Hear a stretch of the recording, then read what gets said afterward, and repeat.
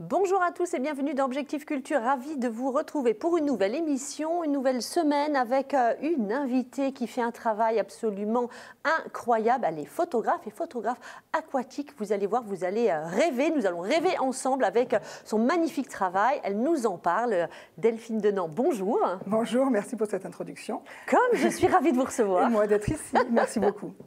Ce que vous faites, c'est magnifique, évidemment. Je le disais, vous êtes photographe aquatique, mais photographe également, parce que photographe pour des événements, pour tout en fin de compte. Hein. Exactement. À l'origine, vous êtes photographe. C'est ça, donc j'ai toujours été, ça fait 10 ans maintenant que je suis photographe. Oui. Très polyvalente. Oui. Je travaille auprès des particuliers et des entreprises. Oui. Et aujourd'hui, j'ai réduit mon activité auprès des particuliers pour la laisser exclusivement à l'aquatique. Parce que ça prend beaucoup de temps d'être partout en termes d'échanges, de communication, etc.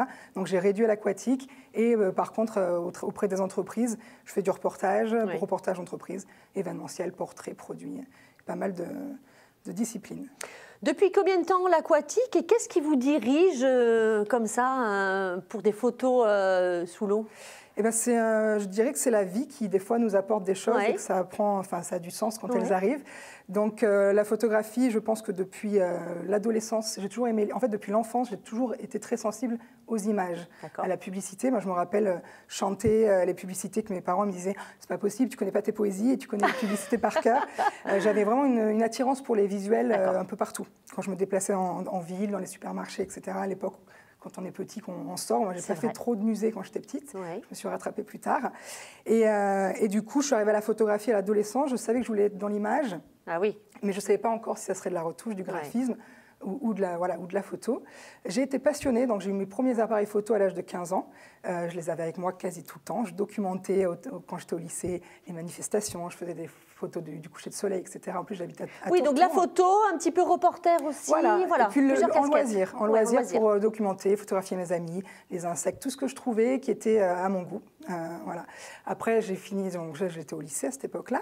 Ensuite, je suis partie à la fac et j'ai choisi l'université avec un parcours art visuel, donc communication et art visuel. Donc, j'ai appris la communication au sens large, ce qui me sert beaucoup aujourd'hui dans mon travail auprès des entreprises, parce que je comprends leurs besoins et je mets en application avec mon savoir-faire. Et puis, je me suis dirigée petit à petit, grâce à des stages dans différentes expériences professionnelles, dans la photo à Paris, en Écosse. Et puis, je suis revenue ensuite, je suis retournée à Paris pour mon premier emploi à l'Aqua Boulevard, qui est un parc aquatique à Paris. Très bien connu, et j'étais photographe filmage. Donc, le photofilmage, c'est ce qu'on appelle les photos de portrait qu'on peut retrouver en station de ski, en plage. On appelle ça le photofilmage. Et c'est du portrait qu'on va tirer aux familles. Il faut savoir être très spontané, agréable pour que les gens aient envie de se laisser guider. Il faut être rapide, technicien. Enfin, voilà, ça nous apprend beaucoup du métier aussi quand on commence par le filmage. Et j'étais dans ce parc. En gros, pourquoi l'aquatique? Et là, il y a de l'eau. Là, il y a de l'eau. On y arrive. Exactement. Donc, je travaillais principalement terrestre avec mes appareils qui étaient protégés parce qu'il y avait des jets d'eau partout. Oui, de l'humidité. Exactement. Enfin, voilà. Et dans les placards, il y avait un caisson. Et du coup, je me dis, mais qu'est-ce que c'est que ce truc-là? Et mon patron, il me dit, on fait les photos scolaires. Donc, ils suivaient les scolaires qui faisaient de la natation. Et ils avaient ça dans leur placard. Je leur dis, mais pourquoi on ne s'en sert pas dans le parc pour venir complémentaire. Là, on retrouve l'adolescente curieuse. Exactement. Et donc, ils m'ont dit, pourquoi pas. Donc, on était une flotte, je ne sais pas, de 10 photographes peut-être. Et donc, moi, de temps en temps, j'allais avec le caisson et je faisais des familles sous l'eau. Donc, rien à voir avec ce que je fais aujourd'hui. Moi, je prenais des cerceaux, je les emmenais sous l'eau, ils faisaient des bulles. C'était vraiment des photos. C'était une première approche, bien sûr. Première approche. Donc là, on est en 2009. Donc, c'était il y a 11-12 ans maintenant. C'est ça. Voilà. Ensuite, je suis partie vivre avec mon mari en Australie. On s'est expatriés pendant 6 ans. J'étais photographe à mon compte, en parallèle de différentes expériences professionnelles en tant que salarié aussi. Et puis à mon compte, je photographiais de plus en plus de contrats photos de grossesse en extérieur, photos un peu tout de mariage, reportage, etc. Très polyvalente à cette époque-là. Et là, je me suis dit un jour, mais pourquoi je ne reprends pas l'aquatique? Enfin, j'ai vraiment envie de relier les deux. Et je me suis dit, à mon avis, la femme enceinte sous l'eau, ça n'a jamais dû se faire. Eh oui, parce que c'est vrai que dans vos photos, il y a beaucoup de femmes enceintes. Effectivement, voilà. C'est vraiment ma cible première. Et là, je me dis, je vais chercher ça sur Internet. Je pense que j'ai trouvé le concept. Pas du tout. Ça existait déjà, comme quoi on n'invente plus rien. Mais ça existait beaucoup aux États-Unis. On est souvent à la même minute à penser au même projet, exactement. Mais tout le monde ne va pas au bout, je crois. Exactement. Et là, je regarde un petit peu. Il y avait un photographe américain qui faisait ça. Il n'y en avait pas beaucoup à l'époque. Hein. Oui. En France, très peu. En Australie, vraiment à l'époque, je pense que pareil, très peu. Je ne peux pas être sûre de si les gens communiquent ou pas. On ne les trouve pas forcément. Et puis voilà, je commence, je m'équipe. J'avais mon amie qui était enceinte en Australie et j'ai fait mes premières photos de femmes enceintes avec elle.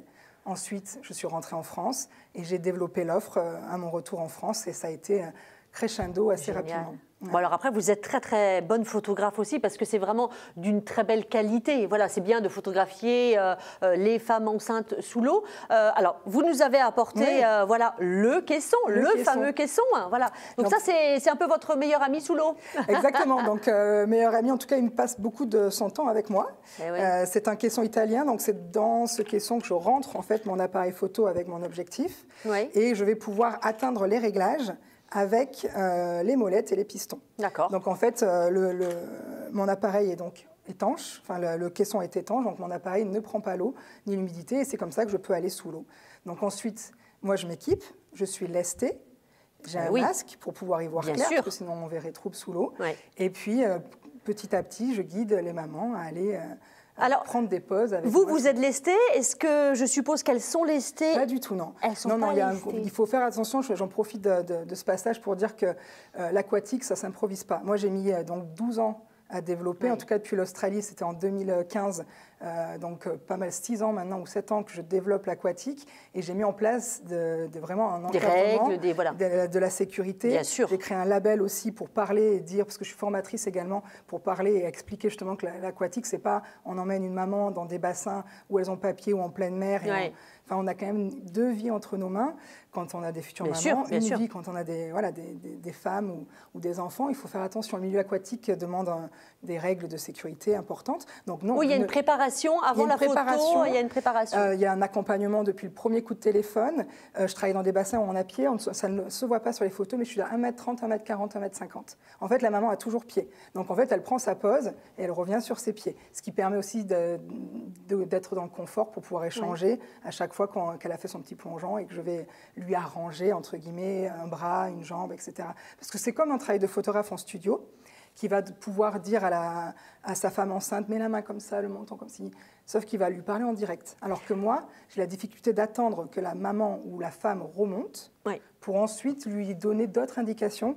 Et c'est très compliqué parce qu'elle doit plonger, se souvenir de mettre le pied comme ça, la main comme ça, de ne pas boire la tasse, etc. Donc, oui, tout à fait, il y a un vrai travail. Il y a un vrai travail, c'est crescendo, petit à petit.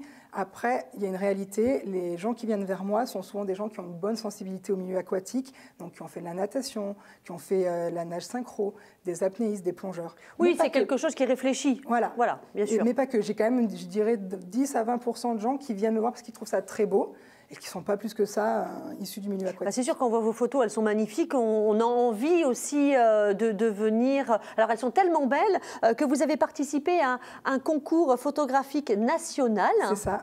Les MPPF. Et oui, exactement. Et vous avez obtenu dans la catégorie donc nu et boudoir médaille d'or. Oui. Bravo Delphine. Merci On beaucoup. est très fiers. Et médaille d'argent, là c'était pour la catégorie maternité. C'est ça. Donc aux médailles de la photographie professionnelle française, c'était en 2020. Félicitations, j'imagine que vous êtes très très contente. Oui. Ça valorise votre travail. Exactement. C'est vraiment en fait... une belle récompense. Exactement. C'est le résultat d'années de travail. Et puis en plus, je suis ravie parce que j'ai été médaillée dans les 2 catégories qui ont du sens. C'est-à-dire qu'en aquatique, je travaille principalement la femme enceinte et beaucoup le nu.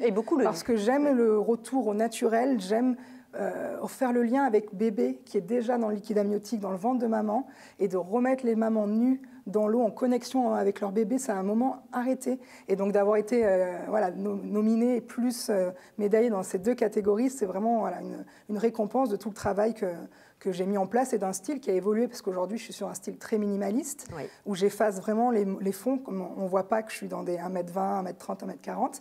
Donc j'efface les fonds. Donc ça, c'est un vrai travail aussi après. Post-prod, de retouche, exactement. Et du coup, voilà, maintenant, je vois que j'ai une vraie signature visuelle. Les gens, quand ils voient ils découvrent mon travail sur les réseaux sociaux, où ils retrouvent des photos, ils arrivent à m'identifier. Et d'avoir été médaillée, c'est une récompense, je trouve, après toutes ces années. Puis c'est mon syndicat qui organise ce concours. Donc j'étais très contente d'être reconnue. Alors pour les gens qui nous regardent et qui seraient sensibles évidemment à votre travail et qui voudraient, on peut le faire également si on a une piscine. Vous pouvez venir également à domicile. Vous venez un peu en repérage. Comment ça se fait? Alors aujourd'hui, on est dans une situation compliquée parce que les piscines sont fermées. Donc je ne travaille pas du tout comme je travaille habituellement. Habituellement, je travaille chez mes partenaires. Je loue et je privatise mes piscines. Donc ça peut être un hôtel? Ça peut. Je travaille des fois dans des hôtels. Ça peut être hôtel, mais principalement c'est des piscines qui font de l'aquabiking, aquagym, etc. Qui accueillent du public en masse, ce qui fait que la qualité des eaux, elle est contrôlée. Et on a une eau limpide. Parce que quand on peut aller chez des particuliers, on n'a pas tous la même notion de l'eau, elle est limpide. Et donc j'ai déjà eu dans le passé des mauvaises expériences. Donc je préfère vraiment éviter. Après, voilà, ça m'est arrivé l'année dernière en sortie de confinement d'aller chez le particulier. Donc du coup, il faut que moi... Oui, c'est pour ça, c'est parce que j'ai vu effectivement que vous en termes de cadre aussi, c'est plus complexe. Mes contrats sont plus complexes quand je vais chez le particulier parce que les responsabilités ne sont pas les mêmes. Alors que quand je vais dans une piscine privée, on a un cadre qui est très carré en amont. Moi, je suis une prestataire, mes clients... Voilà. Donc chez le particulier, j'évite, mais ça peut m'arriver. Si je cadre bien, que tout le monde est OK, etc., en termes d'assurance, tout ça. Est-ce que vous avez d'autres envies? Donc vous aimez le nu, les femmes enceintes. Est-ce qu'il y a quelque chose aujourd'hui, toujours dans ce monde aquatique, qui vous titille? Beaucoup. J'ai beaucoup de projets. Donc j'ai des projets, j'ai envie d'avoir des séries artistiques sur des thèmes très précis. Donc ça, c'est des travaux, on va dire, sur plusieurs années, avec, j'espère, un jour avoir un vrai ouvrage avec mes images. Ah oui. Et en parallèle, j'aimerais, parce que j'ai 2 filles en bas âge, qu'elles grandissent et leur laisser le temps aussi, d'avoir plus de temps aussi pour mes loisirs et notamment d'aller en mer. Et j'adorerais documenter la Méditerranée, les déchets en Méditerranée et faire tout un travail pour sensibiliser ce qui se passe autour de nous et comment... Enfin, je ne sais pas, essayer de rendre donc là, au-dessus de la mer, en dessous, toujours en dessous. Voilà, toujours en dessous. Et documenter ce qui s'y passe et ce qui ne me plaît pas et que j'aimerais qu'il change pour la mer et pour Vous êtes bien sous l'eau? Sous l'eau, je crois qu'on est tous bien. C'est votre élément. Et puis, je le précise souvent, je m'appelle Delphine. Tout à fait. Je suis poisson. Et je pense que l'eau, en fait, fait partie de moi depuis toujours. Mon premier sport, c'est la natation, que mes parents m'ont fait faire à l'époque. Et dans l'eau, je me suis bien. Et dans l'eau, on est tous bien. On est tous bien. On a notre rythme cardiaque qui ralentit. On se sent bien. Il y a de plus en plus d'activités autour de l'eau. On parle de sophrologie aquatique, de Watsu, Janzu. Il y a énormément d'activités et beaucoup de soins autour de l'eau qui sont en train d'évoluer depuis à peu près 5 à 10 ans, qu'on voit de plus en plus. Super. En tout cas, le milieu aquatique est en ce moment en difficulté, mais en bonne évolution. Ouais. En tout cas, bravo encore pour ces belles médailles et merci d'être venu sur le plateau d'Objectif Culture. C'était une très très belle rencontre pour nous. Vous étiez notre coup de cœur. Allez voir le travail de Delphine Denant sur les réseaux. C'est juste magnifique et bientôt le livre, on espère. J'espère aussi. Merci beaucoup pour l'accueil. À bientôt Delphine. Merci. Très très bon week-end à vous. Je vous embrasse très fort et je vous dis à la semaine prochaine.